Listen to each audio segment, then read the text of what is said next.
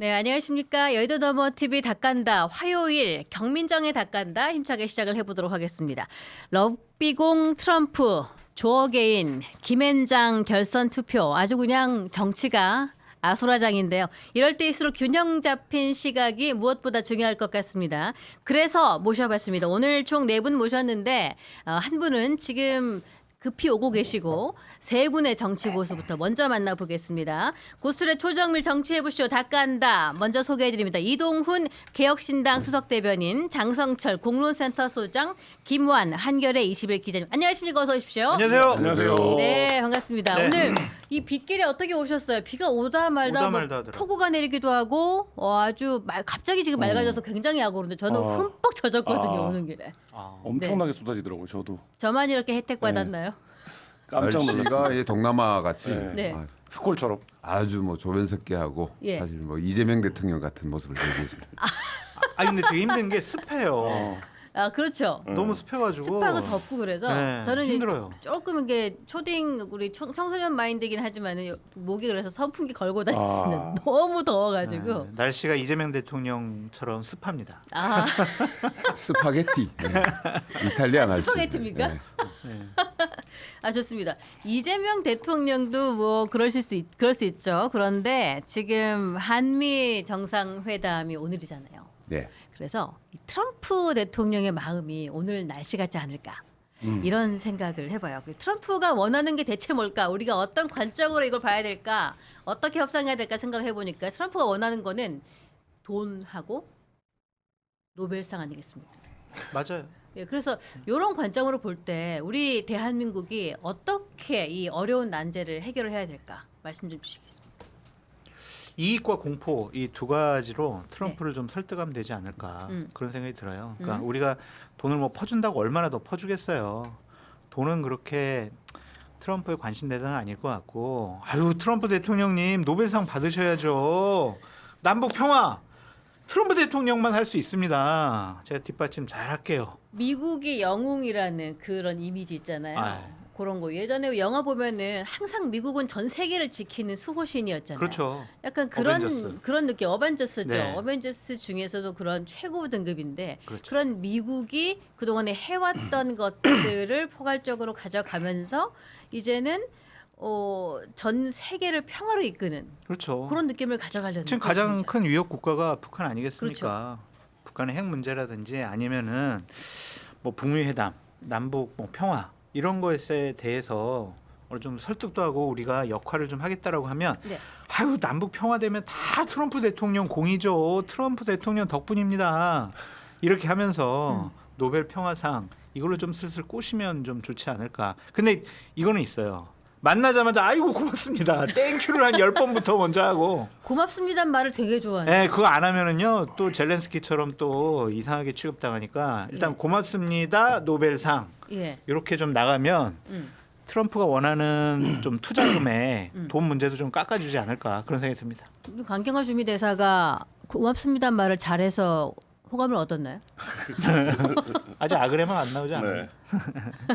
어떻습니까? 어떻게 좀 이 난제를 해결하면 좋을까? 오늘 경제, 안보, 원자력 해결해야 될 것도 굉장히 무거워요. 어떻게 사실 보세요? 뭐 쉽지 않은 조건이긴 하죠. 왜냐하면 이제 남북 문제를 지렛대로 삼아서 트럼프의 어떤 개인적인 욕망과 뭐 이런 것들을 접근한다 이런 전략인데 기본적으로 지금 미국 입장에서 한반도 문제가 이렇게 전략적 우선순위가 높지 않기 때문에 네. 트럼프 입장에서는 오히려 뭐 지금 이제 장 소장님 말씀하신 것처럼 그렇기 때문에 내가 우크라이나도 잘 못 풀고 유럽이랑도 잘 안 되는데 한반도에 승부를 걸어봐야겠다. 뭐 성향상 그렇게 생각할 수도 있지만 미국 전체 지금 외교 순위에서 보면 한반도 문제 이렇게 전략적으로 높지 않고 네. 그다음 트럼프가 지난번 때부터 한국이라고 하는 나라가 미국에서 확실하게 이익을 가져가는 나라다라는 인식을 갖고 있기 때문에 네. 이 인식에 어떤 답을 우리가 할 것이냐. 그러면 이제 그거에 대해서 우리가 숫자를 따지기 시작하면 트럼프는 바로 이제 말하자면 주한미군 얘기를 시작할 네. 거거든요. 그러면 이제 이런 관계들을 어떻게 풀 거냐 이게 지금 숙제로 놓여 있고, 근데 뭐 이재명 대통령이 기자들하고 이제 비행기에서 한 얘기 중에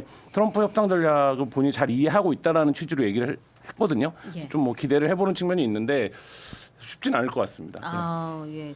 지금 보면은 그러면은 우리가 노란 봉투법을 급히 통과시키고 미국 갔단 말이에요. 그렇죠? 이게 좀 관련이 있을까? 어떻게 됩니까 혹시? 일단은 트럼프의 어떤 개인적인 특성을 가지고 너무 좀 부각을 많이 시키던데 예. 저는 크게 봐서 이제 미국이라는 나라가 트럼프 물론 개인적인 특성도 있지만 지금 전 세계적인 체제가 굉장히 변하고 있는 시기고 그래서 그거는 이제 핵심은 이제 중국의 굴기, 중국의 부상에 대해서 미국이 경제와 안보 두 측면에서 이제 이 중국을 빨리 조기에 꺾어야 되겠다라는 차원에서 움직이고 있거든요. 예. 그건 뭐 트럼프의 문제이기도 하지만은 미국 전체 주류들이 지금 그렇게 움직이고 있기 때문에 네.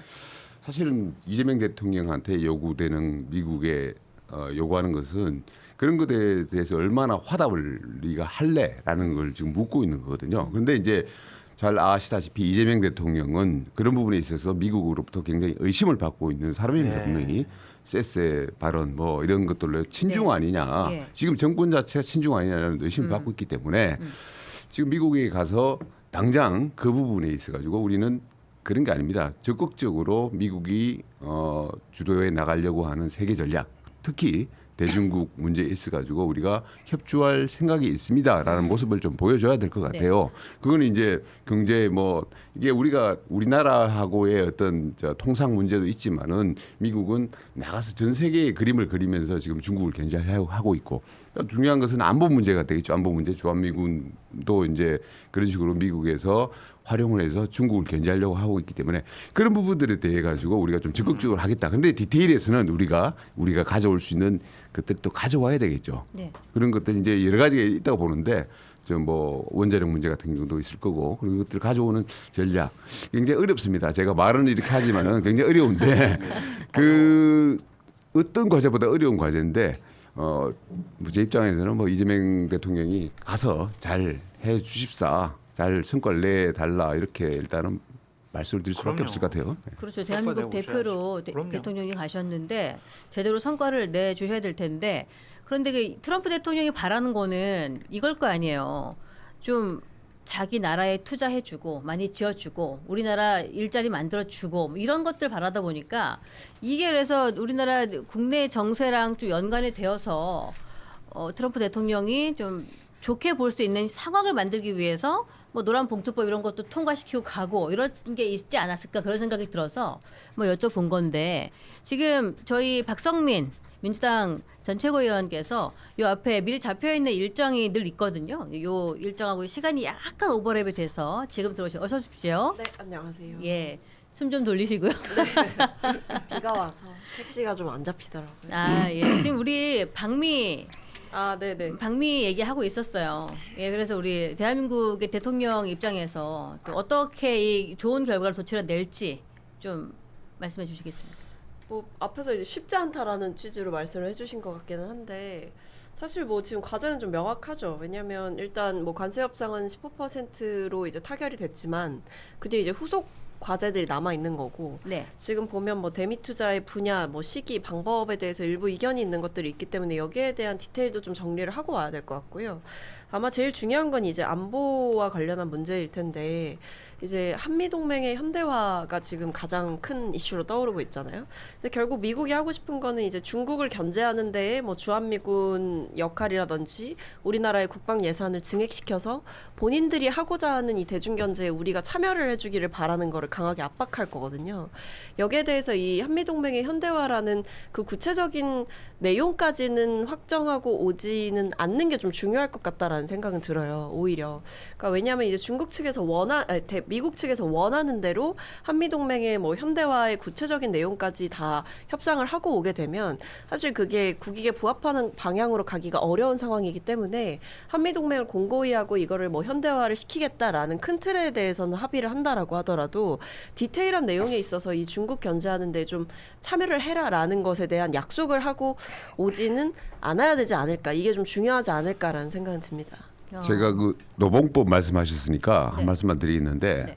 사실 그 이제 어제죠. 어제 그저께 이제 일본에서는 사실 저 이재명 대통령의 외교 모습이 굉장히 실용적인 외교라는 평가를 받았어요. 그러니까 과거 우리가 이제 민주당 하면은 이제 역사 문제 가지고 일본하고 반일 노선을 명확하게 하고 뭐 이런 부분들이 있었는데 이재명 대통령은 그런 부분에 있어가지고 역사는 이제 일단 놔두고 우리가 기존에 합의했던 걸 갖다가 존중을 하고 미래를 얘기하자라는 식으로 네. 이제 일본 총리하고 이제 합의를 했단 말이에요. 그런 모습들을 보면서 굉장히 오늘 아침에도 저 우리 기획신당에서 이준석 대표가 오랜만에 정말 이재명 대통령 칭찬을 하더라고요. 이 실용외교 정말 잘한 거다라는 예. 식으로.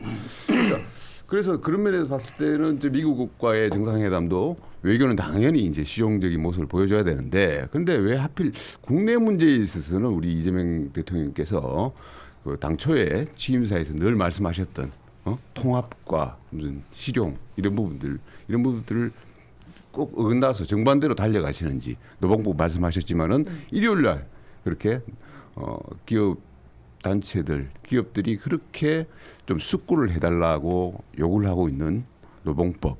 저희들은 이게 노란봉투법이라고 안 그러고 노동자의 삶을 봉쇄하는 법이라고 이제 부르는데 노봉법. 노봉법입니다. 네, 노동자의 삶을 아마 봉쇄할 것이다. 이 법이 통과돼가지고 이제 6개월 뒤에 이제 그 실행이 들어가게 되면은 그렇게 얘기를 하는데 이런 식의 이념형 경제 정책을 갖다가 계속 가고 있고 다른 정무적인 부분에 있어서도 굉장히 좀 뭐랄까요 통합과는 어긋나는 행보를 보이고 계신데 왜 외교 무대에서 하시는 걸 갖다가 국내에서는 또 정반대로 하시는지 조금 그 부분에 대해서는 재고를 좀 해주십사 하는 말씀을 좀 드리겠습니다. 덧센 상법도 방금 전에 통과됐어요. 네, 그런 거 보면 자신들이 뭐 지금까지 해왔던 공약 내용들 그것들은 다 지금 통과시키고 있다. 빠르게. 이런 걸 통과시키면서 트럼프와의 대화에서 좋은 의견을 이끌어내고 좋은 결과를 도출할 수 있을 거라는 것이 좀 기대하기가 어려운 건데, 그래서 강훈식 대통령 비서실장이 급히 또 달려갔잖아요. 이게 혹시 여러 가지 이렇게 총력을 기울이고 있고 우리가 잘할 수 있습니다 이런 얘기를 사람 인원수로 보여주려고 하는 건지, 이런 부분은 좀 어떻게 보세요? 뭔가 좀 조율이 덜 되고 있으니까 사람이라도 조금 인원수 머릿수를 더 채우는 건가요? 이재명 대통령께서 비행기 안에서 간담회 하시면서 예. 엠바고로 걸러서 말씀하신 부분이 있어서 예. 답변이 제한됩니다. 왜 가셨는지. 이 비서실장 같은 경우에는 대통령이 나라를 비웠을 때는 있죠. 예, 국내에 있어야죠. 국내에 있어야 네. 되잖아요.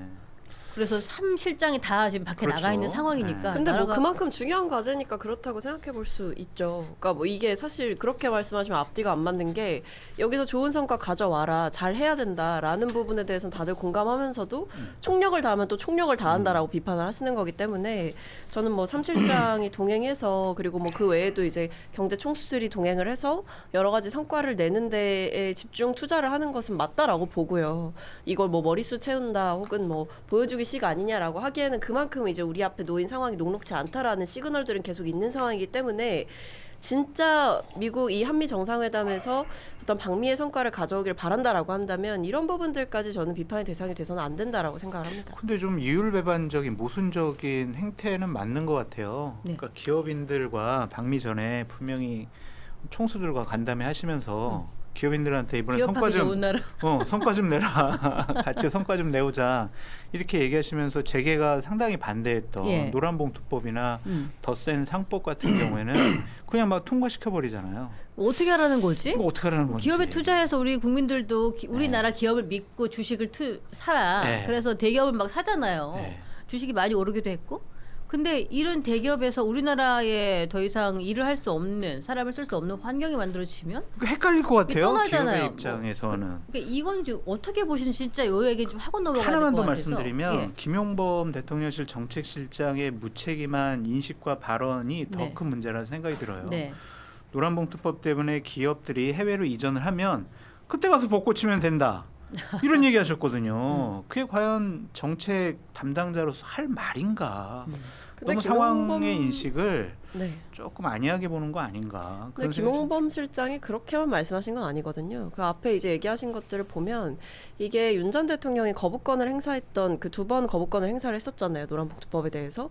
그 내용보다 훨씬 더 완화가 됐다라는 이제 구체적인 설명들을 붙였고 뭐 표현이라든지 그리고 판례를 봐도 이제 뭐 재계에서 우려하는 만큼 뭐 막무가내로 뭐 노동자들이 모든 걸 할 수 있고 그런 법이 될 수가 없다. 판례가 굉장히 제한적이다라는 취지의 말씀을 하셨기 때문에 뭐 정리해고라든지 뭐 대규모의 인사 조정이라든지 이런 부분들에 대해서 노동자들이 권한을 이제 주장을 할 수가 있는 거다라는 취지로 말씀을 하셨던 걸로 기억을 합니다. 그래서 저는 뭐 기업하기 좋은 나라 중요하다 생각하고 불필요한 규제도 철폐해야 된다고 생각을 하지만 그렇다고 해서 지금까지 이제 계속 지적되었던 과도한 이제 손해배상의 문제라던가 뭐 하도급 노동자들이 이제 협상을 하고 노사관계가 건강하지 않았던 부분을 그대로 방치하는 것이 과연 우리 기업들을 위한 일인가라는 생각은 들어요. 기업들만 보고 정치를 할 수는 없는 거지 않습니까? 필요한 건 하고 가야 되는 거죠. 그리고 노동 관련된, 그러니까 노란봉투법 관련돼서 좀 저는 과잉된 담론이라고 생각을 하는데 지금 말씀하신 것처럼 핵심은 두 가지인 거잖아요. 예를 들면 손해배상 부분이랑 그 하청 노동자의 지위를 어떻게 볼 거냐, 네. 이 두 가지인데. 네. 이미 이제 말하자면 첫 번째 문제 같은 경우에는 판례로 굳어진 어떤 그 사실을 해석하는 방법이 있는데 그거를 이제 입법화하는 거다 이런 차원이고 이제 핵심은 어쨌든 하청 노동자들의 이제 쟁의권에 대한 보장인데 사실 이 부분과 관련해서는 이제 뭐 OECD 판례라든지 글로벌 기준들을 얘기를 많이 하고 있고 그런 얘기도 해요. 예를 들면 중대재해기업처벌법 도입할 때 노란봉투법보다 훨씬 더 반발이 거셌습니다. 그래서 중대재해처벌법 도입되면 다 망할 거다라고 했어요, 기업들. 근데 안 망하잖아요. 그러니까 예를 들면 노동조건이라는 건 그 사회의 수준이나 합의에 따라서 개선되는 방향으로 기업이 적응해 가야 하는 문제지 이 문제가 본질적으로 무슨 뭐 기업 대 노동자를 이분법적으로 나눠서 기업을 공격하기 위한 법이 아니기 때문에 그런 식의 해설이 되는 거는 조금 자제될 필요가 있다 이런 생각이 들고 물론 과거보다 기업들이 힘들 수 있겠죠. 근데 우리가 많이 보지만 SPC에서 계속 노동자가 죽어나가는데 이 SPC의 노동자가 죽어나가는 문제 어떻게 처리할 거냐, 사회적으로 어떻게 그러면 이거 어쩔 수 없는 거냐, 기업하는 과정에서 이런 정도의 말하자면 희생은 그렇게 생각하는 사람 없지 않습니까? 그러니까 말하자면 저는 그런 기준에서의 문제고 이게 어쨌든 논의 그 시민단체나 노동계에서 요구해온 지가 10수년이 된 법안이기 때문에 저는 이번에 통과된 정도 내용은 상당히 정돈된 내용이라고 봅니다. 근데 그게 지극히 노동 단체나 노동자 입장에서의 인식과 발언이시잖아요. 그러니까 아니, 재계나 기업체는 그렇게 생각을 안 하잖아. 아니, 당연히 자기네가 이전보다 회사 운영하기가 쉽지 않아지니까 예를 들면 이전에는 하청 노동자가 파업하면 나는 사장이 아니다라고 주장하면 끝나는 거였는데 지금 이제 말하자면 그렇게 안 되는 상황이 되는 거잖아요. 그러니까 어려워진 건 맞지만 그게 무슨 기업을 공격하기 위한 거거나 기업을 옥죄기 위한 거거나 이런 게 아니라 그거 약간 사회적 상식에 부합하는 방향이잖아요. 근데 그러니까 이게 원래 이제 이념형 경제 정책이란 게 그런 거예요. 그러니까 우리가 이제 문재인 정부 때 소득주도 성장 얘기를 안 할 수가 없는데 결국은 이제 그 편의점 알바들이 이제 얼마 못 받으니까 기본 그 최저임금 올려가지고 좀 네. 현실화 시켜주자. 좋은 얘기예요. 그런데 이게 세상이라는 게 그렇게 단순하지가 않고 복잡하단 말이에요. 결국은 돌고 돌아가지고 편의점에서 이제 직원들을 줄여버리고 자기가 이제 직접 점주가 나가지고 일을 한단 말이에요. 그래서 알바 숫자를 줄여버리는 맞아요. 식으로 대응을 한단 말이에요. 대책을 내놓는단 말이에요. 네. 그러니까 그러다 보니까 어떻게 됐습니까? 소득주도 성장 자체가 결국은 경제 문재인 정부 실패의 한 주요한 원인이 됐잖아요. 자영업자들 어려워지고 그리고 실제로 청년 뭐 알바생들 같은 경우에 더 일자리를 못 구하는 그런 그 현실로 이어졌단 말이에요. 그러니까 지금 이 취지 좋습니다. 그러니까 노봉법 같은 경우도 취지는 아주 좋아요. 좋지. 뭐 그래서 하청 그 실질적인 자기들의 그 일을 시키는 원청하고 어떻게 노사협상을 하도록 하는 뭐 취지는 좋습니다. 그러다 보면은 기업에서는 점점 일하기 기업하기 힘든 상황이 만들어지면은 자기들도 대안이 있지 않습니까? 외국으로 가는 거예요. 기업 문 닫는 거예요. 그런 식으로 대응할 수밖에 없고 그러다 보면은 좋은 의도가 좋은 결과로 이어지지 않고 여러 가지 부작용과 후과들을 만들어내는 걸 우리가 그 소주성이라는 걸 통해서 봤지 않습니까? 예. 그래서 우리가 이념형 경제 정책 그 함부로 하면 안 된다. 그렇게 말을 하는 거고 그래서 숙고를 좀 해달라라고 기업들이 여러 차례 요구를 했던 것이고요. 그런데 그걸 갖다가 너무 좀 속도감 있게 그냥 밀어붙인 거 아닌가라는 우려를 이제 하지 않을 수가 없습니다. 지금도 많이 늦었어요. 노란봉투법 얘기한 게 벌써 십수년이고. 늦고 빠르고의 문제가 아니고요. 그게 이제 그 내용 자체가 잘못돼 있으면은 그거는 뭐 어떤 내용이 구체적으로 아무리 오래 있더라도 잘못됐다는 말씀이신 건지.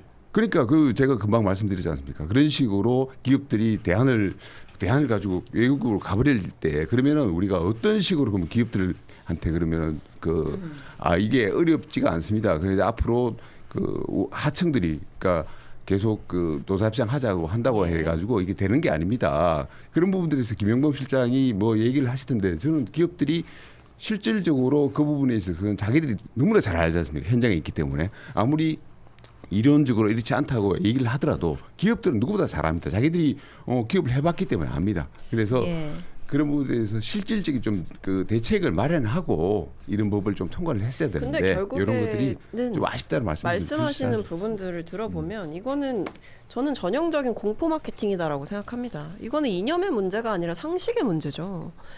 왜냐하면 우리가 이렇잖아요. 사회 문제가 있어요. 사회 문제가 있어요. 뭐 노동자들이 뭐 과하게 2013년만 봐도 상용차 이 노동자들에게 해고 노동자들에게 뭐 46억을 뭐 배상하라는 이제 뭐 사측의 요구가 있었고 그게 문제다. 거기에 다 분노했잖아요. 그 뒤에도 이제 잠깐 언급해 주셨지만 뭐 하청 노동자들이 어떤 이제 노사 관계에 있어서 뭔가 조건을 협상하려고 할 때 사실 진짜 사장 가짜 사장 있는 거 모두가 다 알고 있잖아요. 그런 이중 구조가 있는 상황에서 이게 다 존재한다. 문제다. 그런 안타까운 사연 나오면 참 안타깝다. 노동자들이 왜 자꾸 죽지? 혹은 노동자들이 왜 이렇게 자꾸 부당한 대우를 받지?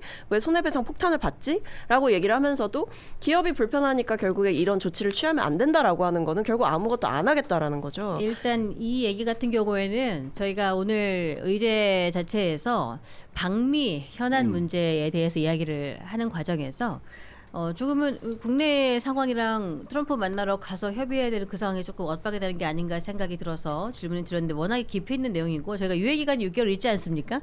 있는 동안에 또 이 부분이 또 필요하면은 저희 깊이 있는 토론을 한번 해보는 시간을 따로 한번 갖도록 그렇게 하겠습니다. 마지막으로 한 말씀만 드리면 이게 노란봉투법이나 이런 걸 통과시킨 걸 두고 뭐 트럼프 행정부 측에 안 좋은 시그널을 준다라고 하는데 저는 그 말도 맞지 않다고 생각해요. 오히려 글로벌 스탠다드에 우리가 좀 뒤처져 있었다라는 지적이 계속 있었고 그 부분을 개선한 거를 두고 이게 어떤 직접적인 영향을 미칠 거다라고 보는 것도 좀 과한 해석이다라고 생각합니다. 자 일단은 여러 그런데 가지 그 글로벌 스탠다드라는데 왜 그러면 남참이나 그 유럽의 기업들 그 와 있는 그렇게 반대를 했죠? 그 글로벌 스탠다드가 도대체 글로벌 뭔지 스탠다드의 기준도 조금 다른 관계로 설명하자면 길어질 것 같긴 한데 그만해 이제. 지금 요 안건을 가지고 계속 가면은 한 말씀만 하고 끝내시죠. 뭐 그러면.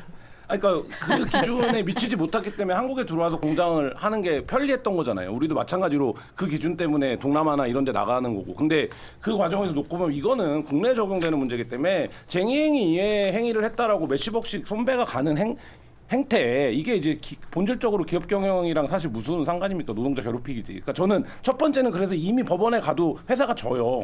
그래서 이거를 입법한 거에 불과하다라고 보여지고 두 번째는 노동시장의 이중구조가 한국 사회가 독특하게 갖고 있는 어떤 그 말하자면 노동 문화 환경인 거잖아요. 노동 환경에서 어쨌든 그 과정에서 제일 사회 약자 소수자들이 말하자면 얻는 피해를 일부 보상하는 거고 지금 어쨌든 이 법을 원래 주장했던 부분들은 여기서 굉장히 명문화가 약해졌다라는 주장도 지금 동시에 하고 있는 거기 때문에 그러니까 뭐 말씀하신 대로 이 법만 얘기해도 길겠지만 저는 뭐 이게 뭐 기본적으로 기업 활동을 위축한다 이렇게 보지는 않습니다. 이 사안 가지고 우리 따로 한번 뵙죠. 네.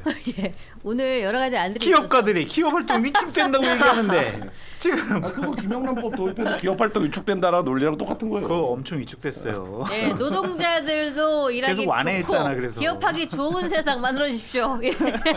결론은 그거지 않습니까? 서로 다 좋아야 돼요. 그래서 그럼요. 정말로 이게 6개월 유예 기간 동안에 좀 논의 더 많이 해요. 합의안을 네. 도출하고 보완해 가지고 문제 없도록 해야 됩니다. 자, 다음 안으로 한번 넘어가 보도록 하겠습니다. 자, 지금 조 어게인 소리가 나올 정도로 조국의 광폭 행보가 이어지고 있습니다. 문재인 전 대통령이 작년인가 2022년 9월인가요? 퇴임할 때 이런 얘기했어요. 제가 다시 출마할까요? 이랬었는데 뭐 다시 이제 문어게인, 조어게인 된 것 같은 그런 상황이 된 것 같아요. 네. 박지원 의원은 뭐 조국의 행보에 대해서 소탐대실이다. 섣부르게 성급하게 하면 실패한다라고 조언하게 됐는데 이건 또 어떻게 보십니까?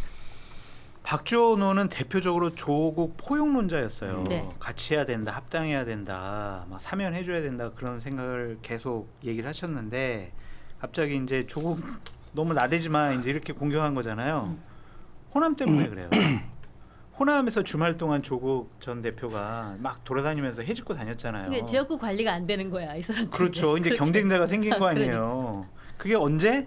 이제 2028년 총선을 예. 내다 보면은 예. 조국이 내년 지방선거 때 호남에서 일정한 성과를 거두면 2028년 총선 나 또 출마하고 당선돼야 되는데 새로운 강력한 경쟁자 나타났다. 이거 안 되겠다. 그래서 지금 조국 견제하는 것 같은데 좀 너무 나대시는 것 같아요. 눈치 없이. 근데 그 박지원 의원이 2024년 9월에도 똑같은 워딩이 있었어요. 성급하면 실패한다 하면서 소탐대실이라는 말을 조국한테 그대로 했거든. 예. 이번에 또 소탐대실이라고 또 썼어요. 그 그러니까 똑같은 대부분 워딩. 민주당 분들이 다 그러지 않아요? 지금 너무 나대지 마라. 지금 이재명 대통령 시간이다. 왜 자꾸 지금 뭘 한다라고 본인 얘기만 하고 다니냐. 저도 그거 맞다고 생각하거든요. 예. 그런데 조국 전 대표의 최근 행보를 보면은 나 이재명한테 안 고마워 이거 같아요. 사실은 고맙다고 말은 했는데. 사면 복권을 해준 것에 대해서 정말 고마워해야 되는데 예. 고마운 사람의 행태가 아니잖아요. 여권이 이제 제가 이제 늘 하는 얘기지만은 이제 3분직이잖아요. 네. 3분돼 있어요 지금. 그 우리 이재명 대통령의 명나라 그리고 당 정청래 대표가 있는 청나라 그리고 조국의 등장으로 이제 조나라인데 그 동안에는 명나라하고 청나라하고 이 갈등 관계만 이제 쭉 부각이 되다가 우리 그 경주의 금관 파문을 이후로 청나라는 조금 자숙하고 계신 것 같고 그렇지. 예. 그 위에 이제 우리 조나라하고 이제 명나라하고 세게 지금 붙고 있는 것 같아요. 그래서 우리 명나라 사람들이 그러니까 뭐 여러분들이 이제 의원들이 막 그 조나라를 공격을 하더라고요. 너 왜 가만히 안 있고 지금 나대냐. 지금 금방 말씀하신 것처럼 대통령의 시간인데 네가 그러니까. 나가면은 지금 뭐가 되냐 우리가 뭐가 되냐 지지율 떨어지는 식으로 들리잖아요. 그러니까 그렇게 하고 있는데 그 제 느낌엔 그래요. 그러니까 조국 대표가 그러면은 앞으로 이런 명나라 견제를 받고 가만히 있을까? 아니, 가만히 안 있을 것 같아요. 아니죠. 계속 너희들이 그렇게 해봐라 나는 내 길을 간다라고 할 것 같아요. 그러면은 민주당 입장에서는 조국 괜히 내놨다. 다시 생각 같아서 감옥에 다시 내르고 싶다. 뭐 이런 사면 생각을 복권 하죠. 취소하는 그런 취소도 대통령 권한이니까 할 수 있지 않을까요? 아 반품이죠. 솔직히 진짜 톤 다운 플리즈죠 진짜. 네. 말씀드리자 한 문장을 말씀드리면 톤 다운 플리즈예요. 왜냐하면 이렇게 되면 뭐가 문제냐면 사실 조국 전 대표가 정치 활동하는 걸 막을 수는 없어요. 뭐 이제 자유의 몸이 됐는데 그거 뭐 어떻게 하겠습니까? 그리고 본인이 심지어 이제 당을 만들었던 상황이기 때문에 뭐 지금 상황에서 본인의 공백을 좀 일종의 좀 책임을 지기 위해서 뭔가 당을 좀 더 잘 이제 해보겠다라는 취지는 10분 이해하는데요. 근데 문제는 뭐냐? 일단 이 사면이 대통령께 정치적인 부담이었던 거를 아신다면 대통령의 어떤 그 힘든 결정이 있었던 거에 대해서 진짜 진심으로 공감을 하신다면 어떤 본인의 행보가 이제 여론에 미치는 파장 그리고 그게 어떻게 보면 민주당과 이재명 정부에 미치는 부정적인 영향들을 고려해서 좀 움직이시는 게 맞지 않을까라는 생각은 들거든요. 정치 활동을 하는 걸 하지 마라라고 하는 게 아닌데 지금 이렇게 뭐 빠르게 움직이고 그리고 거기서 어떻게 보면 좀 국민들께 굉장히 좀 첨예하게 나눠져 있는 상황이잖아요. 사실 조국 전 대표를 둘러싸고는 검찰 수사가 과했다라는 부분을 좀 더 크게 보시는 분들이 있고 네. 그럼에도 불구하고 잘못했다라고 보시는 분들이 있기 때문에 그런 여론들을 고려한다면 좀 깔끔하고 충분한 사과가 선행된 뒤에 움직였다라고 하면 어떤 여론의 역풍이라든지 이런 부분들이 덜했을 텐데 그게 아닌 상황에서 뭔가 적극적인 정치 활동을 나서다 보니까 이게 되려 지금 조국 전 대표는 타격이 없는데 민주당은 타격을 받고 이런 상황인 거거든요. 그러니까 좀 톤 다운 플리즈를 말씀을 드리는 거죠. 문재인 대통령이 조국 전 대표에게 길 없는 길을 가야 할 수도 있다. 이런 조언을 했던 길 없는 길이 뭔가요? 길이 없는 거죠. 길 없는 길이 어디 있습니까? 길이 없는데 가려고 하니까 네, 힘든 가려고 거야. 하니까. 뭐 이런 근데 취지인 저는 거죠. 그 문제는 있는 것 같아요. 예를 들면 조국 대표 입장에서는 지금 이제 말씀하신 거에 다 공감하고 조국 대표 입장에서 좀 억울할 수 있을 것 같아요. 예를 들면 감옥에서 나와서 밥 먹고 사진 올렸는데 욕 먹고 이렇게 생각하는 거잖아요. 올렸으면 근데 욕을 먹었다. 핵심은 그게 아니라 지금 어쨌든 조국 대표가 대통령의 시간에 끼어들면서 네. 사람들이 이게 대통령이 왜 자기 시간에 조국을 할애해 준 거지? 라는 인상을 갖고 있는데 그 시기에 맞춰서 민주당 지지율이 떨어졌어요. 근데 민주당 지지율이 떨어진 거는 조국 사면 플러스 다른 문제들이 있겠죠. 근데 민주당 입장에서는 지금 그걸 어쨌든 이게 다 조국 때문인가? 조국이 또 시작됐나? 이렇게 됐는데 그 분위기에 물려서 조국 대표가 한 걸음만 걸어도 다 기사가 되는 지금 이런 상황으로 치닫고 있고 이 자체에 대해서 정무적으로 판단을 못했다면 이번 사면이 성급했던 거죠. 그러니까 이것 또한 계산하고 있었다. 조국 시간이 되고 조국이 조명받고 각광받고 이걸 통해서 뭐 후계 구도를 예를 들면 다양화시키고 뭐 이런 것까지 판단을 하고 있지 않은 상태에서 조국이 나와서 지금 진짜로 당황하고 있는 거라면 저는 이번 사면이 정무적으로 판단이 좀 미숙했다라는 지적을 피할 수 없을 것 같고 그게 아니라고 하면 조국을 사면하는 순간 조국은 이렇게 움직일 수밖에 없는 거 아닙니까? 그러니까 말하자면 조국이 사면을 받았는데 정치적으로 복권이 되는데 그러면 감옥에 있는 것처럼 집에 가만히 있을 수는 없는 거잖아요. 밥도 먹어야 되고 누구도 만나야 되고 문재인 대통령도 만나야 되고 이런 건데 그러니까 이거가 다 예측 가능한 상황이었는데 그러면 지금 이제 저는 민주당에게 거꾸로 묻고 싶은 게 그런 거예요. 그러니까 이렇게 될 상황을 모르고 사면을 한 거냐. 그런 것 같아요. 근데 무상호 수석은 얘기한 거 들어보면 알고 있다는 네, 거예요. 수석은 알고 뭐 지지율 계셨어요. 떨어질 줄 예상하고 있었다. 5% 떨어진다고 뭐 수치까지 얘기하던데 뭐 그래놓고 왜 그렇게 한 거예요? 그러니까 이 정도로 나댈지는 몰랐던 것 같아요. 아니면- 입장에서 많이 아니- 나댄다고 생각하고 있지 않을까? 아 그래요? 네. 저는 오히려 그거 같아요. 그러니까 이게 움직일 거라는 건 당연히 예상을 했겠죠. 뭐 우리가 내보냈다고 해서 그 사람이 갑자기 저 이제부터 집에만 있겠습니다. 이럴 건 아니잖아요. 그러니까 그거는 예상을 하셨을 거고 그러니까 방금 말씀 잘 해주셨지만 대통령실 측에서도 이게 상당한 정치적인 부담이 될 거라는 거는 이미 알고 있었던 거예요. 근데 그럼에도 불구하고 결단을 한 거죠. 근데 이제 문제는 뭐냐면 밀려서 아니 이제 통합의 차원인가요? 통합의 차원에서 이제 결단을 한 거죠. 내란 종식의 상징인가요? 아니 뭐 여러 의미가 담겨 있겠죠. 근데 예. 어쨌든 근데 조국 전 대표가 나와서 무슨 말을 할지까지는 사실은 예상을 못했겠죠. 그러니까 근데 조국 전 한마디 대표는 한마디를 예측이 되는 사람이잖아요. 이 사람 예측이 SNS를 되는데 그동안 예를 어떻게 들면 했는지. 뭐 예. 2030한테 뭐 더 사과한다고 마음 풀리겠냐 뭐 이런 말들 있잖아요. 그런 말들은 사실 예상 바뀐 거죠. 근데 그 2030 지금 말씀하셔서 그런데 2030을 겨누어서 조국 대표가 극우화되어 있다. 70대와 마찬가지로 이런 종류의 표현까지 쓰는 것을 또 어떻게 보세요? 그럼 이런 부분은? 제가 이제 사실 그 극우화 뭐 이렇게 얘기하는데 예. 이게 우리가 이제 뭐 극우도 얘기하고 극자도 얘기할 수 있는데 극단주의라는 게 제 기준은 그래요. 그러니까 뭐 다른 사람들 동의하는 분들도 있고 뭐 이 극단주의라는 거는 자기 생각만이 옳다라고 생각하고 진영 그러니까 바리케이트 건너편에 어떤 다른 사람들은 다 틀렸다. 나만 옳다라고 할 때 그게 극단주의거든요. 그러니까 그것이 표현되는 방식이 폭력으로 나올 수도 있고 언어적인 문제로 나올 수 있습니다. 그러니까 단순히 폭력을 행사하느냐만의 문제가 아니고 나만 옳다. 다른 사람과의 어떤 협상, 타협, 대화 자체를 거부하는 게 저는 극단주의라고 봅니다. 그러니까 그게 극우 형태로 나타날 수도 있고 극자로 나타날 수 있습니다. 저는 그래서 오히려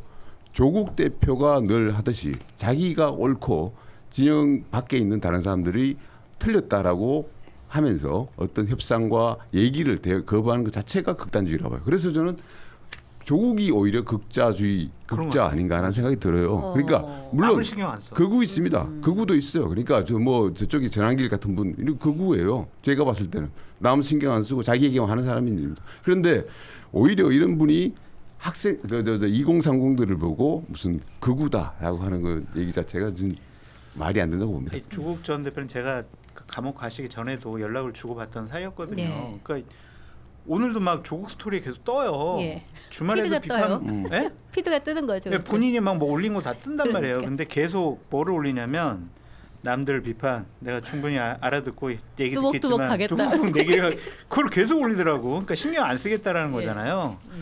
과연 그것이 맞을까? 정치하는 분이 공감대가 없다라고 하면 그것이 과연 정치인으로서 자격이 있을까라는 좀 생각이 들고 오늘 아침에 상당히 좀 기분 나쁜 일이 있습니다. 어떤 게 기분 나쁘셨어요? 사실 조국 전 대표가 네. 감옥에 이제 수감되기 전에 네.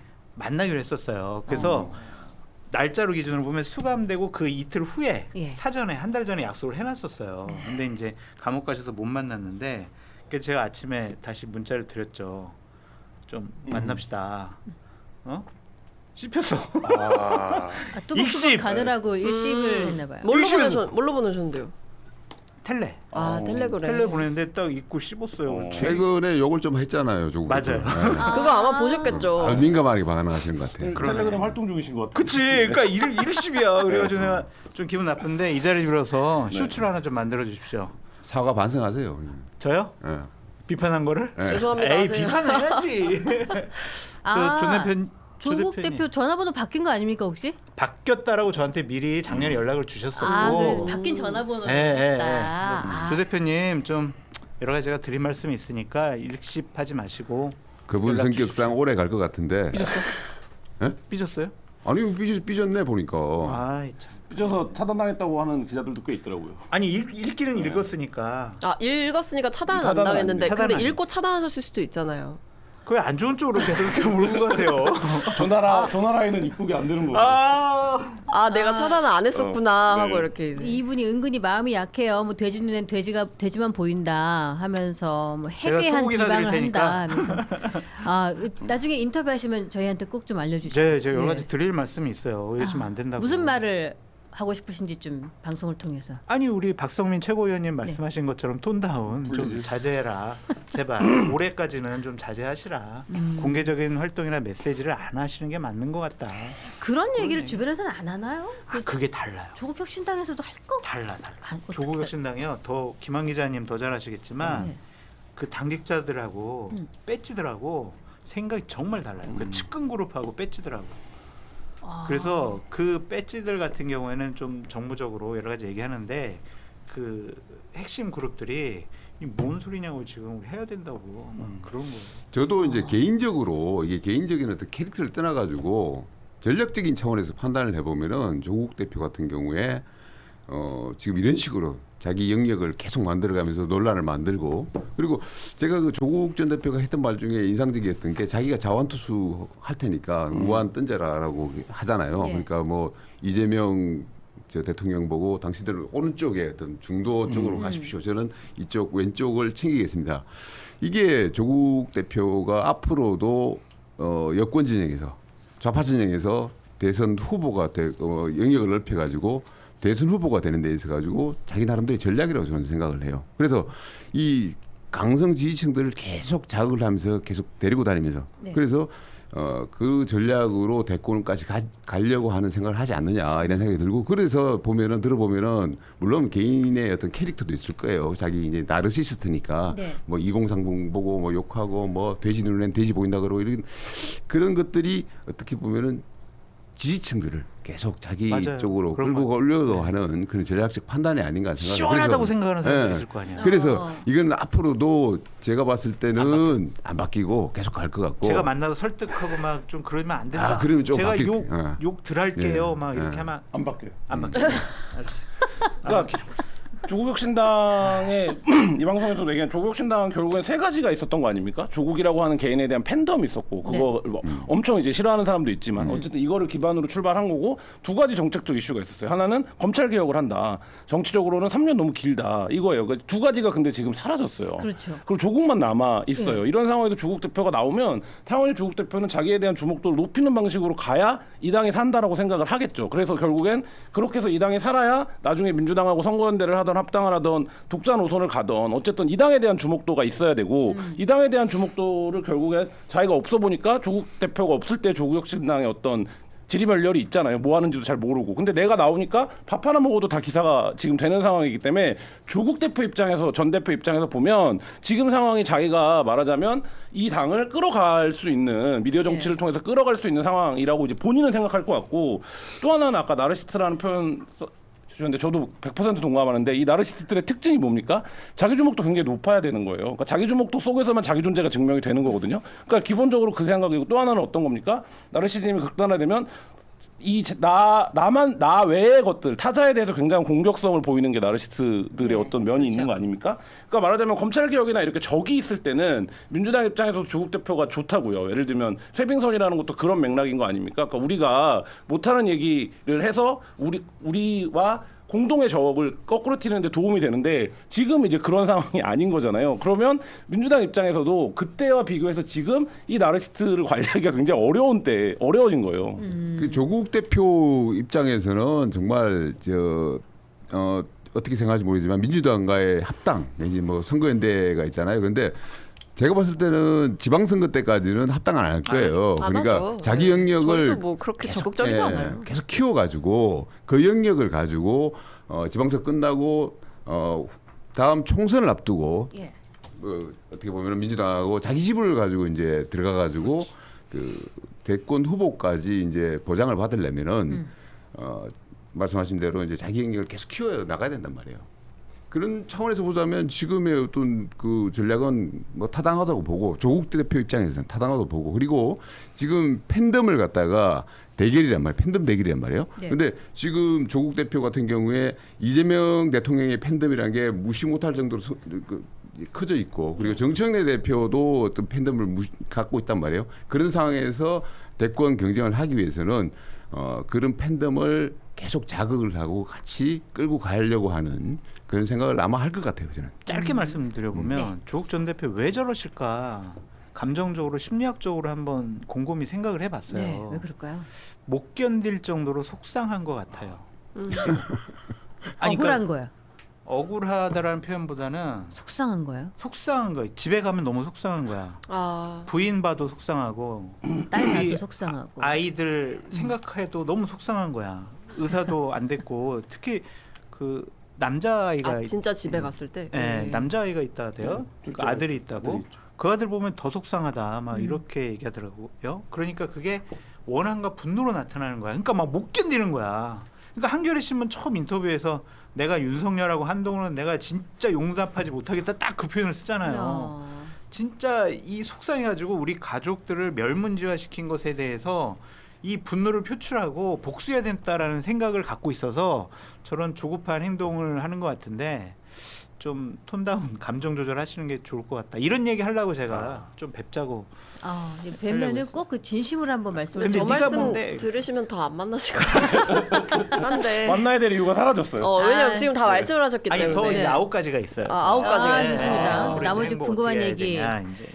꼭 얘기하시면은 어떤 반응인지 한번 말씀 좀 나중에 근데 해주세요. 입시해가지고 만나지 않을까? 근데 저는 결국에 이제 조국혁신당은 예. 뭐 그냥 사실 이제 조국혁신당은 남의 당이기 때문에 제가 뭐 막 말을 더 얹을 필요는 없다고 생각하는데 형제는 못 놓잖아요. 당장은 저는 아닐 거라고 보고 거기에 대한 여론도 좀 내부에서 갈릴 거라고 봐요. 근데 둘 중에 선택을 해야겠죠. 이게 자력갱생을 할 거냐 아니면 이제 민주당과의 어떤 전략적인 연대를 통해서 그 큰 틀 안으로 들어올 거냐, 그러니까 큰 집 안으로 들어올 거냐. 그러니까 민주당은 큰 집이잖아요. 조국혁신당 입장에서. 근데 이게 자칫하다가는 이게 뭐 지방선거를 기점으로 어떤 정치적인 판단이 나오는지를 좀 판단을 해봐야 될 것 같은데 우리가 어쨌든 총선에서 조국혁신당 입장에서는 우리가 총선에서 그래도 이렇게 막 10석이 넘는 의석을 얻었고 이게 결국 우리 안에 가능성이 있다는 뜻 아니겠냐라고 해석을 할 수가 있고 충분히. 그리고 조국혁신당 입장에서는 조국 전 대표가 돌아왔잖아요. 그럼 조국 전 대표로 뭔가를 우리가 해볼 수 있다라는 생각을 할 시기예요. 그래서 저는 이게 결국에는 이 둘 중에 판단을 해야 된다라는 말씀을 드리는 게 잘못하면 이게 뭐 호남에서 예를 들어 저희가 뭐 맞붙어요. 그런 상황이 돼요. 민주당과 혁신당이 맞붙어요. 그러면 저는 조국혁신당에 가 있는 팬덤이 일부 이탈할 가능성이 있다라고 생각을 해요. 민주당과 왜냐하면 네. 이게 교집합이 있어요. 네, 그러니까 네. 완전히 뭐 조국 따로 민주당 따로 이건 아니라고 저는 생각하거든요. 겹치는 부분이 있는 거죠. 물론 민주당에 실망해서 조국혁신당에 가신 분들도 계시겠지만 맞습니다. 이게 어느 정도 이탈할 가능성이 있는 상황이라서 조국혁신당에서 이제 지금 민주당 안에서 약간 부글부글하는 이 정서가 표출되는 거를 좀 아셔야 된다라는 네. 말씀 드리고 싶어요. 예, 좋습니다. 지금 뭐 광주에서조차도 조국에게 쓴소리를 하고 있는 상황에서 광폭 행보를 이어가고 있는데요. 앞으로의 행보가 또 기대가 되고 눈여겨봐집니다. 자, 이어서 다른 아이템을 한번 넘어가 볼게요. 국민의힘 전대 이야기를 안 할 수가 없는데 전한길 대 한동훈 지금 이걸 뭐 대리전으로 끌고 가고 있다 이런 얘기가 나오기도 하고 우리 전환길 대 한동훈이요? 예. 전환길 대 전광훈 전환길- 아니에요? 전한길 대 아무튼 우리가 혹시 정광훈은 조금 이렇게 요즘에 몸 조심해가지고 전환길 대 한동훈 맞는 거 같네요. 장 소장님이 좀 국힘 전대 상황 취재를 좀 해오셨죠. 이야기 좀 해주세요. 1차에서 장동혁 후보가 앞섰다라고 하더라고요. 그래요? 1등이래. 그래가지고 깜짝 놀랐는데 네. 그게 한동훈 쪽 개혁 성향의 당원들이 좀 투표를 덜한 것도 있고 그게 분산된 것도 있다. 그리고 참 인정하고 싶지는 않지만은 그렇게 1등한 이유가 결국에는 극단적인 그 유튜버들 있잖아요. 그 사람들의 현실적인 영향력이 있다. 그거 아니면 해석이 안 된다. 이렇게 얘기를 하더라고요. 예. 왜냐하면은 장동영 후보를 친윤 쪽에서 밀었는데 네. 본인들도 이게 안 먹힌다는 거예요. 음. 그리고 활발하게 또 친윤들이 활동을 조직 동원해서 활동을 하지를 않고 그래가지고 2등할 것 같다라고 생각을 했는데 이 극단적인 유튜버들이 그냥 다 달라붙어가지고 장동영 막 밀었잖아요. 예. 그것에 있어서 좀 윤석열 전 대통령을 좋아하는 당원들이 좀 집단적으로 투표해서 장동영 1등 만들지 않았느냐. 화력을 네. 집중해 준 시험했다. 거구나. 네. 네. 그래서 지난 금요일부터 아주 김문수 측에서는 난리가 났었어요. 난리가 나서 지금 한동훈 전 대표한테 거의 스토커 러포를- 수준으로 도와달라고 한동훈 대표뿐만이 아니라 네. 한동훈 대표 측근들에게도 좀 그러면 도와달라고 했고요. 가리지 않고 이념을 가리지 않고 그냥. 예. 그래서 어제 나온 당원 투표를 보면은 1차 때보다는 지금 투표율이 높았잖아요. 네. 그래서 한동훈 대표 측 분들에게 좀 물어봤더니 한동훈 대표를 지지하는 당원분들이 눈물을 머금고 김문수를 찍었다. 어? 최악을 막기 위해서 찍었다. 그런 생각으로 이제 김문수한테 투표했다고 그러고 네. 이제 국회에서 주말에 이제 필리버스터가 있었잖아요. 거기 친윤 의원들이 335 모여서 얘기하는데 자기네들도 장동영 1등 나가지고 놀랐다. 그래가지고 야 장동영 진짜 1등 나오면 당대표 되면 큰일 나는 거 아니야? 이렇게 이상한 견제론이 나왔다는 거예요. 그래서 결국에는 김문수 후보가 한 5% 이내 차이로 이긴다. 이길 것 같다. 이런 전망을 좀 많이 하더라고요. 결국에 뭐 한동훈 전 대표 측의 사람들이 얼마나 움직이냐의 문제일 것 같아요. 그렇죠. 맞아요. 말씀해주신 대로. 왜냐하면 이게 좀 눈여겨봐야 될 게 장동혁 후보가 뭐라 그랬냐면 전한길 씨한테 공천 준다 했잖아요. 한동훈과 전한길 중에 누구한테 줄 거냐라고 했을 때 이제 전한길 씨를 준다 뭐 이런 얘기를 했었나 그랬던 네. 것 같은데 어쨌든 그 전한길 씨를 우호적으로 생각하는 그런 정치적인 주장 외에도 기본적으로 장동혁 후보가 가지고 있는 근원적 한계가 뭐냐면 결국 한동훈 전 대표 지지자들 입장에서는 우리 뒤통수 치고 간 사람이라는 거예요. 그러니까 우리 배신자라는 거예요. 일종의 우리를 배신한 사람. 그렇기 때문에 이게 처음에 이제 말씀해주신 대로 처음에 좀 투표를 잘 안 했을 가능성이 높은 거죠. 왜냐하면 일단 4파전이었고 그리고 이게 뭐 찬탄파에 투표를 한다라고 해도 좀 미미해 보이잖아요. 아 이게 김앤장이 결국에 갈 것 같은데 그러니까 투표하기 싫은 거죠. 왜 해야 되냐 이거 뭐 어차피 그들만의 리그고 그들만의 잔치인데 근데 결선을 갖고 김앤장이 된 거죠. 이 둘 중에 하나를 해야 되는 상황이면 한동훈 전 대표 측 입장에서는 지지자들 포함해서 입장에서는 그래도 우리 배신했던 사람은 안 되지 이 정서가 있는 거죠. 그러니까 싫으니까 투표장 나가는 게 더 무섭다 하잖아요. 누가 좋아서 나가는 것보다도. 그러니까 저는 이번에는 진짜 적극적으로 투표할 가능성이 높아 보여요. 높아졌어요. 현실적으로. 지금 장 소장님이 20분에 나가셔야 돼가지고 네. 하나 여쭤보고 싶은 거는 국민의힘 사람들은 그러면 뭐 망했어요, 뭐. 최악은 피해야 된다라는 생각으로 한동훈을 김문수를 밀었다 네. 이렇게 하는데 네. 누가 최악이고 누가 최악이고 그런 식으로 분간은 하고 있나요? 어떻게 판단하고 있는 거예요? 그러니까 한동훈 대표 측, 한동훈 대표를 지지하는 당원들은 최악은 장동혁이죠. 왜냐면은 한동훈을 자기가 당대표 되면 쫓아내겠다고 그러잖아요. 출당시켜버리겠다고 그랬잖아요. 그래서 김문수에게 찍음으로써 한동훈을 지키자. 그런 생각이 좀 있는 것 지키려고 같아요. 예. 지키는 목적으로 그렇게 그래서 아까 한다. 얘기했잖아요. 눈물을 머금고 김문수를 찍었다. 눈물을 머금고 그게 마음에 들지 않는다는 울면서. 거잖아요. 예. 네. 내가 이걸 찍어야 되나? 막 이러면서 찍은 거죠 결국에는.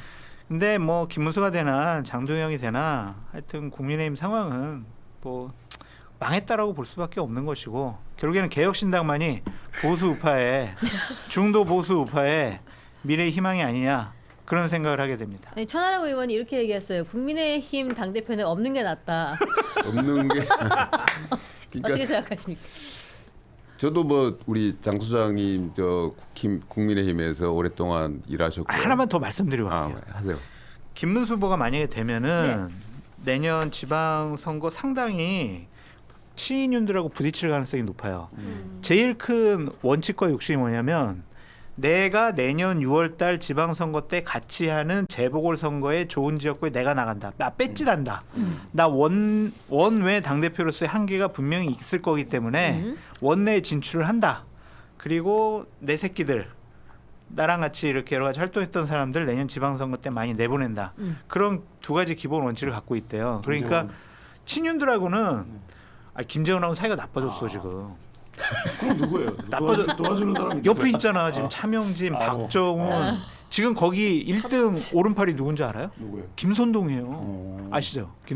김선동 전 의원이 지금 거기 핵심 측근이에요. 그래서 그런 사람들 내년 지방선거 때 괜찮은데 내보내고 나 배치 달겠다.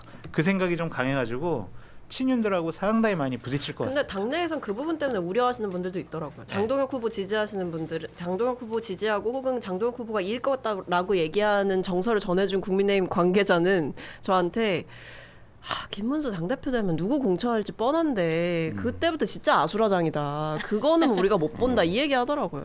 최소한 김재원하고는 좀 사이가 나빠져가지고 괜찮을 것 같아요.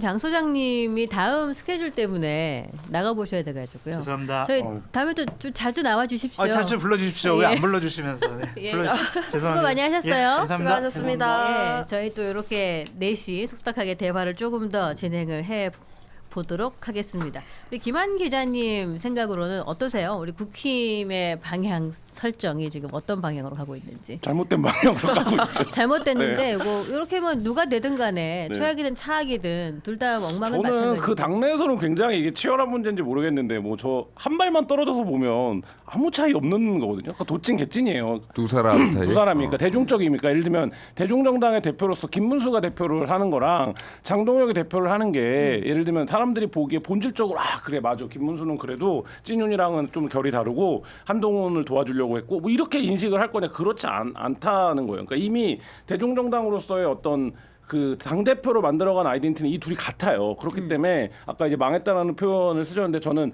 망했다가 아니라 망해가는 중이라고 생각하거든요. 덜 망한 거예요. 그러니까 예를 들면 어떻게 당원 투표를 했는데 그 비상계엄과 내란을 딛고도 이런 선택을 하지? 라고 당 바깥에 있는 사람들이 생각하는데 당 안에는 그게 전혀 메아리가 안 되잖아요. 그러니까 이런 상황 자체가 여전히 그러니까 말하자면 이 당이 아직 그 자산이 많고 잃을 게 많기 때문에 여전히 이제 그 망해가고 있는 중이다라는 생각이 들고 그다음에 또 한 가지는 아까 이제 박선미 최고위원 얘기한 것처럼 김문수 주변에 있는 사람들이 한 10년 전쯤에 7, 8년 전쯤에 아스팔트 우파라고 불렸던 그러니까 예를 들면 국힘에서 쟤네랑 놀면 안 돼. 쟤네랑 놀면 공천 안 줘. 이랬던 사람들이에요. 근데 이제 그 사람들이 오히려 지금 극우 유튜버의 지원을 받고 있는 후보에 비해서 온건해 보인다라는 인상을 주는 거잖아요. 그러니까 이게 이 지난 10년의 국민의힘의 과정을 어떻게 평가할 거냐 이 문제가 여전히 남아 있는 거죠. 그러니까 전당대회를 해보니까 이 지금 국민의힘 당원들이 어떤 상황인지가 이제 드러난 거죠. 그러니까 그랬을 때 이제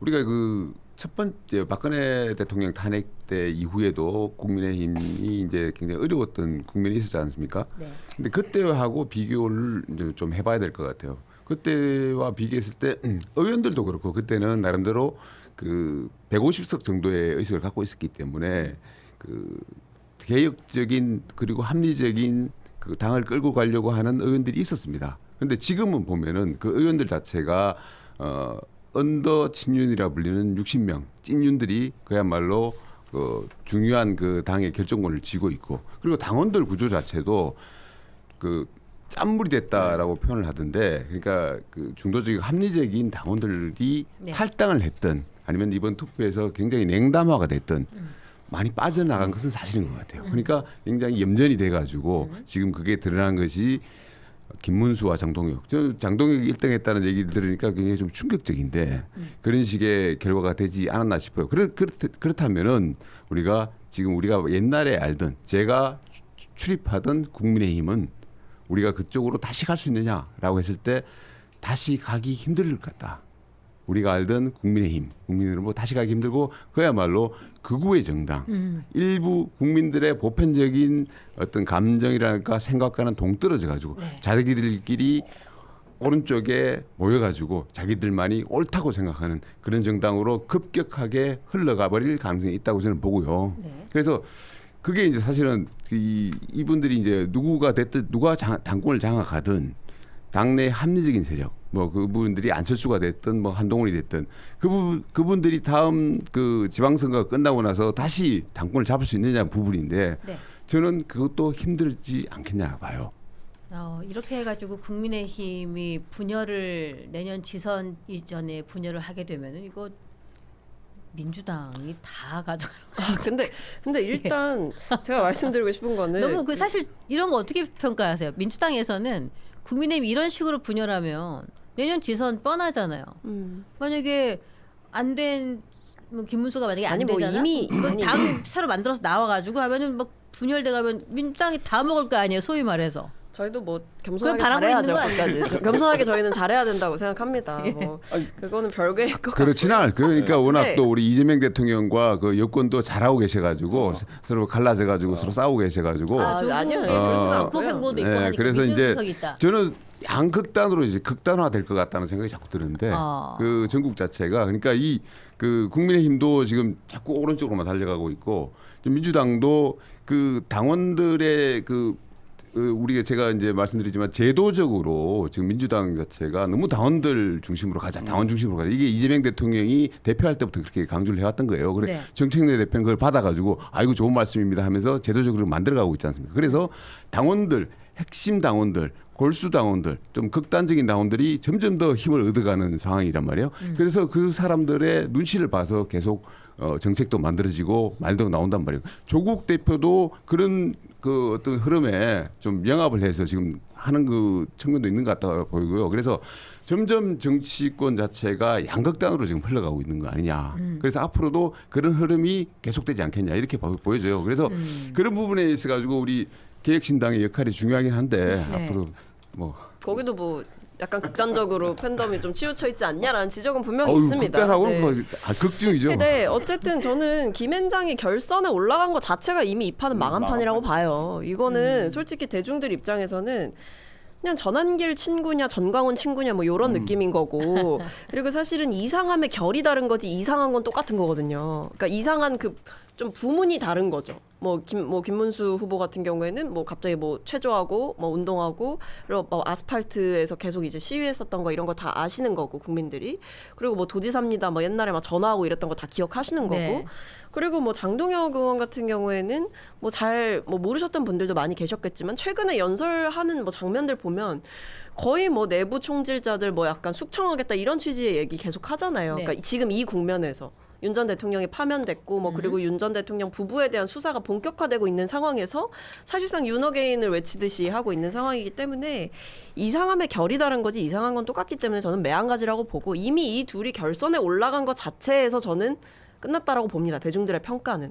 왜냐하면 이게 만약에 뭐 이른바 찬탄파 대 반탄파 1대1 구도가 형성이 됐으면 아, 저 당이 그래도 뭔가 내부에서 싸우고는 있네라는 인상을 줬을 수 있겠지만 거의 뭐 전멸이잖아요. 찬탄파들이. 그렇죠. 네, 그런 상황을 보면 대중들은 기대를 접을 수밖에 없죠. 누가 되든지 간에. 국민의힘은 이미 망한 것 같은데 국민의힘 소속 의원들만 모르는 척하고 있는 것 같습니다. 국민의힘의 비극은 네. 지난 총선에서 서울에서 5개, 경기도에서 5개가 됐어요. 10개가 됐죠. 전체 의석의 절반이 서울 경기에 있는데 여기서 10석밖에 안 나왔어요. 근데 서울 5개 중에 강남, 서초, 송파를 빼면 도봉이랑 동작만 된 거예요. 도봉도 민주당의 실수가 있어서 이긴 거죠. 네. 그 경기도권에 보면 시단위에서는 그 분당 을밖에 없어요. 김은혜 의원밖에 없다고요. 그러니까 이때 우리가 이대로 가면 망한다라는 전략이 나왔어야 돼요. 왜냐하면 인구 분포나 여러 가지 선거 분포를 따져봤을 때 서울 수도권에서 이렇게 경쟁력이 없다라는 건 뭔가 잘못된 거다 우리가. 근데 거기서 시작을 못했죠. 그때는 왜냐하면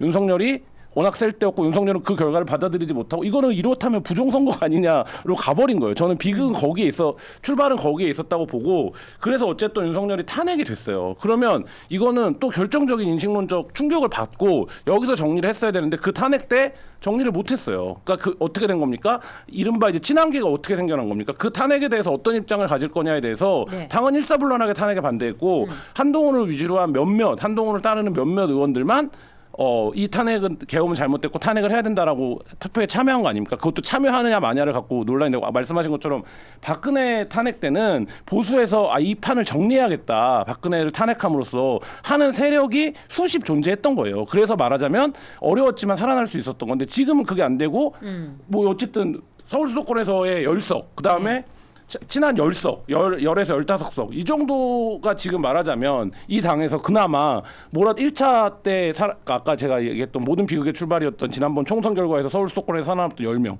그다음에 지금 이제 요 탄핵 국면에서 10명 요 10명 정도가 지금 말하자면 있고 나머지는 밖에서 볼 때는 90명 같은 사람이에요. 근데 여기서 언더진윤이 60이냐 30이냐 80이냐 이것도 이제 의미가 없고 밖에서 보면 같은 사람이에요. 근데 지금 말씀하신 것처럼 이 90의 의석은 다 어디에 있는 겁니까?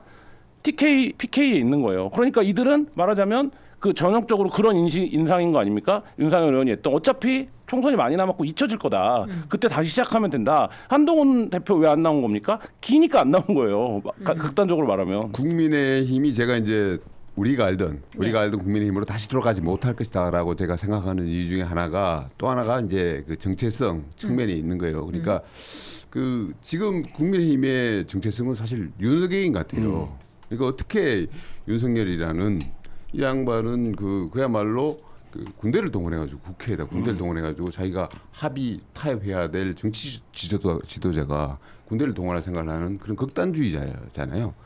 망상에 사로잡힌 파시스트라고 저는 생각을 하는데 이런 사람을 갖다가 다시 어게인시키자라고 하는 사람들이 지금 당의 주류가 돼 있지 않습니까? 이거는 보수가 아니고 우파도 아닙니다. 자유민주주의 체제를 지키려고 하는 사람도 아닙니다.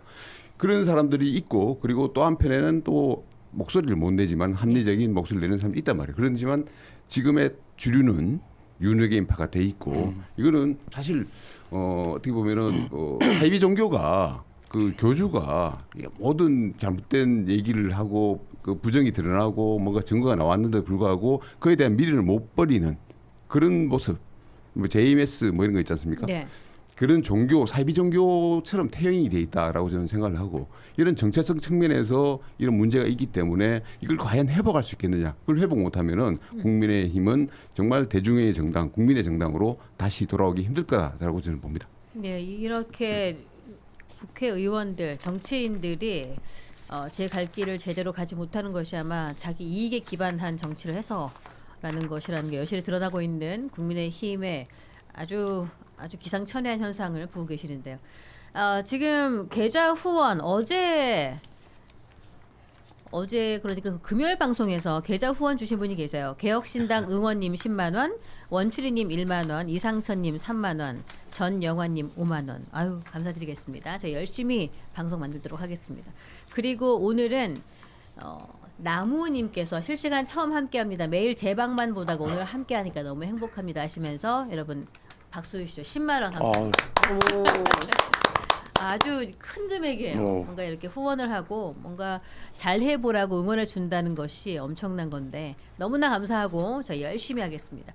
그리고 저희 광고란이 비어 있습니다. 먹는 것, 입는 것, 쓰는 것 어떤 것이든 상관없습니다. 여러분께서 주시는 광고들 소중하게 저희가 광고를 해서 알려드리도록 하겠습니다. 한겨레 신문에서 연락 안 왔어요? 기자님께 조금 어필을 하고 있는데 네. 어떻게 연락이 제가 그런 권한이 있는 자리가 아니어갖고요. 거듭 말씀드리지만 제가 할 수 있는 일이 아닙니다. 네. 좋습니다. 네. 이런 게 참 부모님 건강하시기를 참 빌잖아요 우리가. 네. 어머니 아버지 만수무강하세요. 그런데 김건희 만수무강을 빌어보기는 또 처음인 것 같습니다. 그리고 지금 진보 언론인인 주진우 기자는 김건희 건강을 빈다. 만기 출소했으면이라고 이야기를 했는데 지금 김건희 씨가 아프다는 핑계로 식음을 전폐하고 거기 뭐 접견실에서 나와 있는 조그만한 그 간식 같은 것도 입에서 녹여 먹고 요 정도로 굉장히 아픈 상태라는 이야기를 하더라고요. 네. 이게 좀 의도적으로 병을 부르고 있는 것이 아닌가. 어떻습니까, 김건희 씨? 아파야죠. 아파야 후에 병보석이라도 신청을 하니까. 그런 목적이 너무 근데, 잘 보이니까. 그 대한민국 사법행정과 교정행정을 믿으시면 됩니다. 이거를 거기 안에서 음식물 섭취를 못해서 어떻게 되게 두지 않습니다. 두지 얼마나 않기 때문에. 그리고 그런 뭐 전략 네. 이런 걸 짰던 사람들이 많았겠어요. 그 뭐 뻔히 보이는 수가 있다면 저는 그거는 다 걸러질 거라고 보고요. 그리고 뭐 지금 상황에서 아프다 뭐 조사 안 받으려고 이런 것도 사실은 뻔히 보이는 수라서 특검 측에서 그걸 그대로 냅둘 리도 없고. 그리고 지금 뭐 접견하면서 뭐 쏟아내는 어떤 정치적인 메시지들이 또 있잖아요. 그게 오히려 국민들의 이 분노를 유발하는 버튼이 되고 있어가지고 김건희 씨는 지금 뭐 심평 변호사 접견하고 막 하면서 뭐 한동훈 전 대표 비판하고 이럴 상황이 아니고 정해진 수순에 제대로 잘 따르셔라. 지금 법적인 절차들이 다 남아있고 조사도 받아야 되고 이런 상황들이 있잖아요. 그걸 잘 따라야 되는 거죠. 근데 지금 상황에서 뭐 자꾸 아프네 마네하는 얘기가 나오는 거는 저는 좀 불필요한 논란이 아닌가 싶습니다. 근데 제가 이제 그거 보고 네. 그 한동훈 대표에 대해 가지고 무슨 무한한 영광을 뭐 그런 얘기했죠. 네. 그러니까 심평 변호사 뭐 만나서 배신하지 않았으면 배신만 안 무한한 왔더라 영광이 뭐 이런 그거 거죠. 가지고 이제 네. 저 김건희 여사가 직접 한 건지 뭐 심평이 지어낸 건지 뭐 이런 얘기고 설왕설래가 있었는데 저는 그 얘기 듣고 이제 내 느낌은 네. 김건희 여사가 한 것 같아요. 왜냐하면 저도 비슷한 얘기를 들었거든요. 무슨 얘기를 들으셨어요? 아니 그러니까 제가 그 왜 그 저 네. 2022년도에 59분 대통령 얘기했다가 이제 파문당했잖아요. 네. 그쪽. 그래가지고 근데 이제 그 이후에 제 3자한테 제가 직접 들은 건 아니고 그분은 왜 그러셨대요? 가만히 계셨으면 이 정부에서 중책을 맡으셨을 텐데 뭐 이랬대요. 아, 그 표현을 심평식으로 우회적으로 표현한 거죠. 아니, 무한한 그러니까 영광은 이 종교적인 김건희식 의미가. 얘기인 것 같더라고요. 그러니까. 김건희식 어법. 그 그러니까 어법인데 약간 미화시켜가지고 약간 뇌의 어떤 알고리즘 같은 게 비슷하게 돌아간다 이런 말씀이죠. 맞네. 그렇죠, 그렇죠. 예. 그러니까 그 제 느낌에는 그래서 그런 얘기를 들어봤기 때문에 이게 한동훈 대표한테도 그런 얘기를 충분히 아마 김건희 여사가 하지 않았을까. 아쉬움과 원망 이런 걸 담아가지고 평소에 생각하던 게 말로 나오는 거잖아요. 네. 그러니까 하지 않았을까 이런 생각이 들더라고요. 그러니까 왜 그랬대 뭐 가만히 있으면 우리가 다 해줬을 텐데 뭐 이런 느낌 그렇죠. 이어질 수 있는 거죠. 후계자라는 인식이 있었던 거죠. 어느 시점까지는.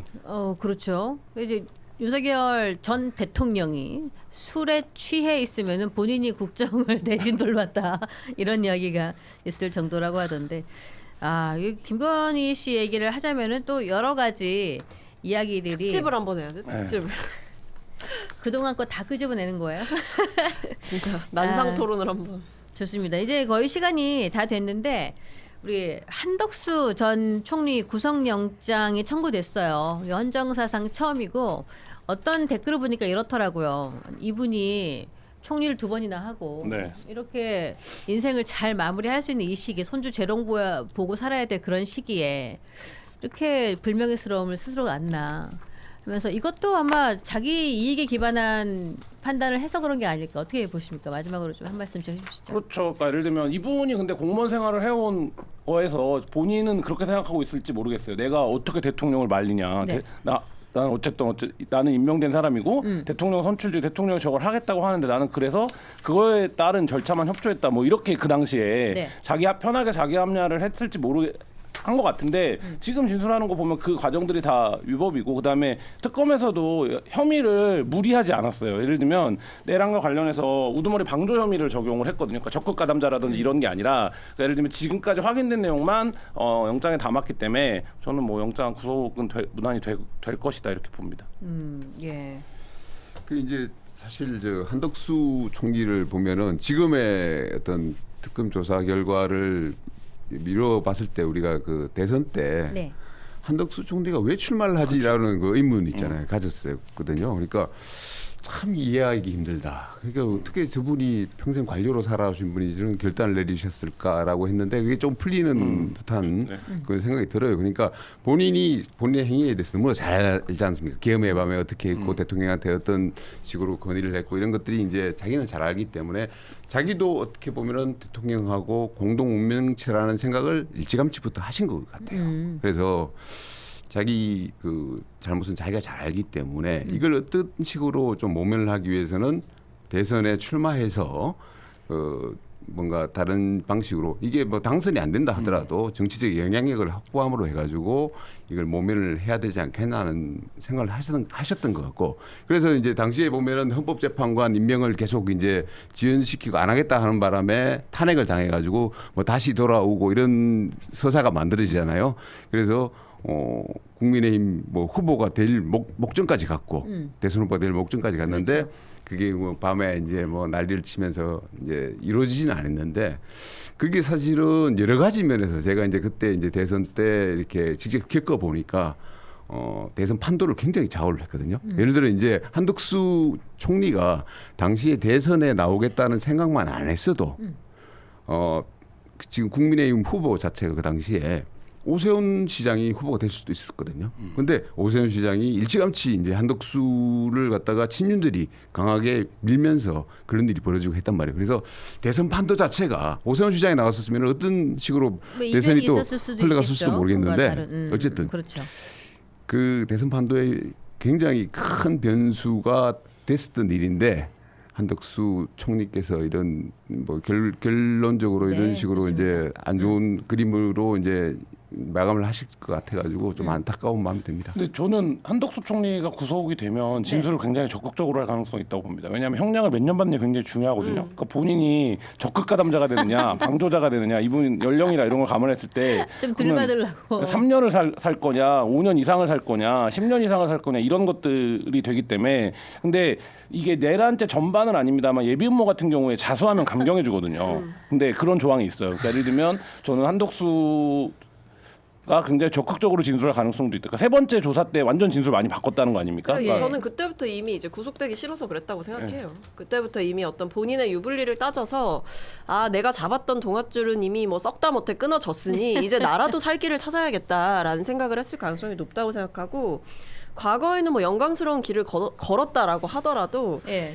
지금 이제 그 계엄 과정에서 했던 거 그리고 그 뒤에 국회에 나와서 위증하고 국민들 앞에서 거짓말하고 수사기관에 가서도 거짓말했던 것들을 생각해 보면 저는 이거는 뭐 어쩔 수 없는 상황이 아니었다라고 생각합니다. 적극적으로 네. 뭐 계엄 전에 이제 뭐 절차적으로 국무회의도 건의를 했고 뭐 그 뒤에도 사후 계엄 선포문 작성에도 관여했고 그걸 폐기하라고 지시까지 한 거는 이건 단순히 뭐 대통령이 뭐 날뛰어서 내가 못 막았다 이 수준이 아니에요. 이건 적극적으로 도운 거고 가담한 거라고 생각합니다. 노욕이었던 거죠. 예, 이제 맞출 시간 다 됐는데 그때 광주에 가서 한덕수 후보가 되기 전 네. 직전에 광주에 가서 이렇게 하면서 뭐라 그랬죠? 저도 호남 사람입니다. 뭐 맞아, 뭐 그랬던 것 같아요. 사랑하세요. 저도 호남 사람입니다 하면서 입을 쩍 벌리고 있는 그 사진이 온갖 네. 썸네일에 도배가 됐던 그래놓고 지금 진술하는 것은 윤석열 전 대통령이 계엄 선포문을 줬습니다. 또 그렇게 이야기를 하고 참 노욕이 부른 대참사